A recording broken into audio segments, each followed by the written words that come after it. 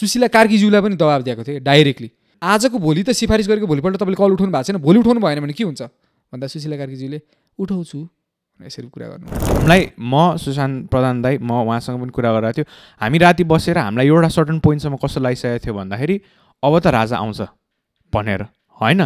सुदन दाईको भिडियो जुन चाहिँ घेर्छु होइन, अनि उहाँले नै फोनमा चाहिँ त्यस्तो केही पनि भएको छैन भन्दाखेरि मात्रै हामीलाई सम वाट ए ल ठिक छ भन्ने जस्तो भएको थियो कि। सो अलिकति त्यसलाई इलाबोरेट गर्नु मिल्छ। यदि त्यहाँबाट सुदन दाईले त्यो रात हुन्छ नि त्यसरी थ्रेटपूर्ण अपिल नगर्या भए डाइरेक्टली अहिले पनि 100% भनिदिन्छु यहाँ राजा आउन सक्थ्यो होला कि 100% हो क्या यो कुरा। दबाब थियो कि त्यहाँनिर सुशीला कार्कीज्यूलाई पनि दबाब दिएको थियो डाइरेक्टली, तपाईँलाई हामीले सिफारिस गरे हो तपाईँले हाम्रो कल नउठाउने भनेर।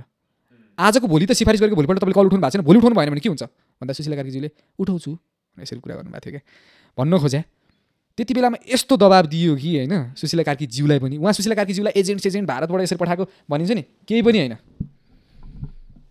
हामीलाई जसरी भने सरकार चाहियो त्यो कुरामा थ्रेट दिए, जसरी भने चाहियो त्यो कुरा चाहिँ बुझ्नु पऱ्यो। विषम परिस्थिति थियो त्यो बेलामा। तर अर्को कुरा नि भनिदिन्छु, जुन बेलामा नियुक्त भयो नि त्यही बेलामा विघटन भएको थिएन, त्यसको भोलिपल्ट भएको थियो। किन भयो त त्यो कुराहरू भन्दा विघटन गर्न त सजिलो छैन नि त, एकदमै धेरै कम्प्रिहेन्सिभ डिस्कस गर्नु पऱ्यो नि त। त्यसमा त कस्तो व्यक्तिसँग गर्नु त, संविधानविदसँग गर्नु पर्ला नि त। त्यो डिस्कसन भइरहेको थियो कि त्यहाँभित्र, त्यही भएर धेरै टाइम लागिरहेको थियो। त्यो बुझ्नुपर्ने जरुरी छ। अब त्यही कुरामा है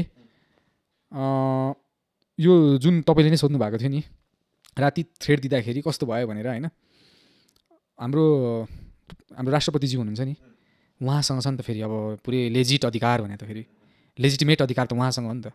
नत्र त किन धारा 61(4) हानिन्थ्यो त। राष्ट्रपतिसँग छ नि त पावर संविधानलाई संरक्षण गर्ने त।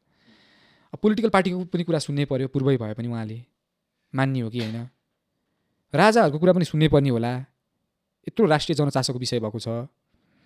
अब यता सुदन गुरुङ लगायत अरू व्यक्तिहरूले पनि न्यायकै पक्षमा लडिरहेको थियो, उनीहरूको पनि कुरा सुन्नै पर्ने होला।